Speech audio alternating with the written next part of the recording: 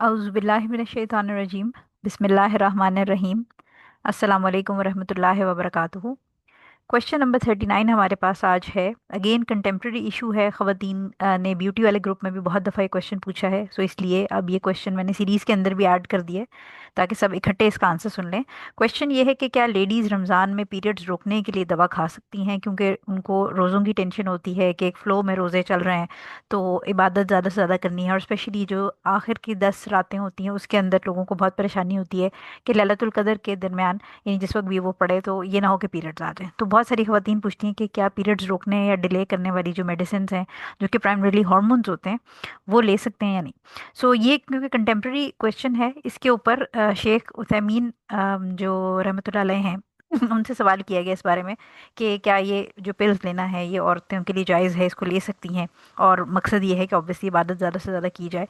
तो उन्होंने इसको स्ट्रिक्टली मना किया। उन्होंने कहा कि हैज़ को रोकने या डिले करने के लिए जो दवाइयाँ ली जाती हैं इनको लेना जायज़ नहीं है, और उन्होंने बिल्कुल इसको रिकमेंड नहीं किया। उसकी रीज़न ये है कि जो हज के मौके पे हज़रत आयशा रज़ी अल्लाह ताला अन्हा को पीरियड स्टार्ट हो गए थे, और वो रोने लगी इस टेंशन में। अगेन उनको भी यही परेशानी थी कि मैं इबादत कैसे करूँगी हज पे, ऑब्वियसली जर्नी है, एक एफर्ट है।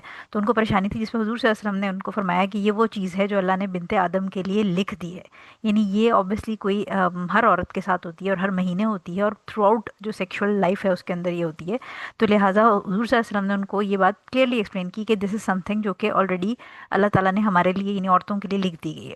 तो पहली चीज़ तो ये कि इसको ये बात समझ जाएं कि अगर कोई औरत जिसको पीरियड आते हैं रमज़ान में, चाहे वो शुरू के अशरे में हो, बीच में या आखिरी अशरे में, और वो उस पीरियड्स की वजह से रोज़े नहीं रख रही, नमाज नहीं पढ़ रही, तो ऑलरेडी ये एक्ट ऑफ ओबीडियंस है। आपने अपनी नीयत ये रखनी है, क्योंकि अल्लाह ताला ने मना किया है इसलिए मैं रोज़े नहीं रख रही है, इसलिए मैं नमाज नहीं पढ़ रही, तो ऑटोमेटिकली आपकी ये जो नीयत है ये आपको उन पीरियड्स में सवाब दिलवा देगी, क्योंकि आप एक एक्ट ऑफ ओबीडियंस कर रहे हैं कि अल्लाह ताला ने मना किया है इसलिए आप रिफ्रेन कर रहे हैं। ऑल्दो कि आप रोज़े रख सकते हैं, आपकी फिजिकल कैपेसिटी है, लेकिन क्योंकि अल्लाह ताला ने मना किया है कि ये काम नहीं करने रोज़े में, तो आप ओबे कर रहे हैं अल्लाह के ऑर्डर को। इसलिए इस ओबीडियंस के बदले में आपको इंशाल्लाह, अगर आपकी नीयत सही होगी और आप इस माइंडसेट के साथ रुकते हैं, अपने आप को रियलाइज़ कराते हैं और अल्लाह ताला की अताअत को अपने दिल में जगाते हैं, तो ऑटोमेटिकली आपके लिए ये जो टाइम पीरियड है ये गुड डीड अर्न करने का एक ज़रिया बन जाएगा। दूसरी चीज़ ये कि हमेशा याद रखिए कि इन दवाओं के साइड इफ़ेक्ट्स होते हैं, और बहुत ज़्यादा आप समझेंगे लीथल साइड इफ़ेक्ट हो सकते हैं, क्योंकि जब हम गायनेकोलॉजिस्ट से इसके बारे में डिस्कशन करते हैं, ये हार्मोनल पिल्स जो हैं ये जो डिले करने या रोकने के लिए इस्तेमाल की जाती हैं, ये ब्लड प्रेशर, नौजिया, पेट का दर्द, इसके अलावा कभी कभी ब्रेक थ्रू ब्लीडिंग, यानी इतनी ज़्यादा ब्लीडिंग होती है जब ये आप बंद करते हैं कि वो ब्लीडिंग रुक नहीं रही होती, और फिर ब्लीडिंग रोकने के लिए दवा देनी पड़ती है। इसी तरह अगर खुदा न खास्ता किसी खातून को ब्रेस्ट या कोई ऐसा ट्यूमर है जो कि हार्मोन सेंसिटिव है, तो वो कैंसर या वो ट्यूमर ग्रो कर सकता है। इसी तरह लिवर का अगर किसी को मसला है तो वो ग्रो कर सकता है। ब्लड, खून की जो नालियां होती हैं उसके अंदर क्लॉट कर सकता है, यानी वो आप समझें कि क्लॉट करके रुक जाएगा, और वहाँ पर एक आप समझें कि उसको नाली को, खून की नाली को बंद कर देगा। तो इस तरह के मल्टीपल इसके साइड इफ़ेक्ट्स हैं। सो लिहाजा ऑब्वियसली रमज़ान के अंदर हम सबको पता है कि इबादत करना चाहते हैं, लेकिन एक तो ये एक्ट ऑफ ओबीडियंस है, इस बात को समझें। और इस्लाम में कोई भी ऐसी चीज़ें इंसान के लिए जायज़ नहीं है जिनका साइड इफ़ेक्ट आए तो वो उसके जो बेनिफिट है उसको सरपास कर दे।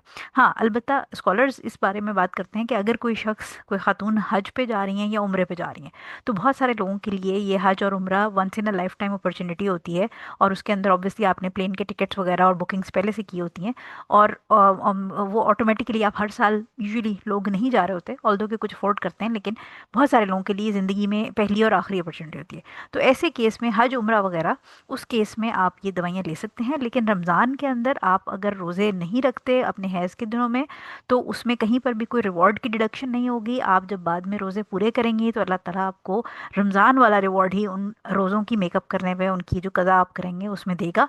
लिहाजा अपनी सेहत को देखिए, और इन गैर ज़रूरी या आर्टिफिशियल जो चीज़ें हैं इनकी तरफ ना जाइए, क्योंकि अगर ऐसा कुछ होता तो ऑब्वियसली हुजूर सल्लल्लाहु अलैहि वसल्लम के ज़माने में भी मुख्तलिफ जड़ी बूटियाँ इन चीज़ों के लिए इस्तेमाल होती थी। दवाइयाँ, हर्बल मेडिसिन उस ज़माने में भी होती थी, लेकिन हमें कहीं कोई प्रूफ नहीं मिलता कि किसी सहाबिया ने इस बारे में कोई हमें कोई रोकने के बारे में या कुछ तरह बात की हो। बल्कि जो हमें प्रूफ मिल रहा है हज के मौके पे, उसमें हुजूर सल्लल्लाहु अलैहि वसल्लम उनको तसल्ली दे रहे हैं और उनको समझा रहे हैं। So I hope this answers the question. आप बिल्कुल ये दवाइयाँ ना यूज़ करें पीरियड्स रोकने के लिए रमज़ान में।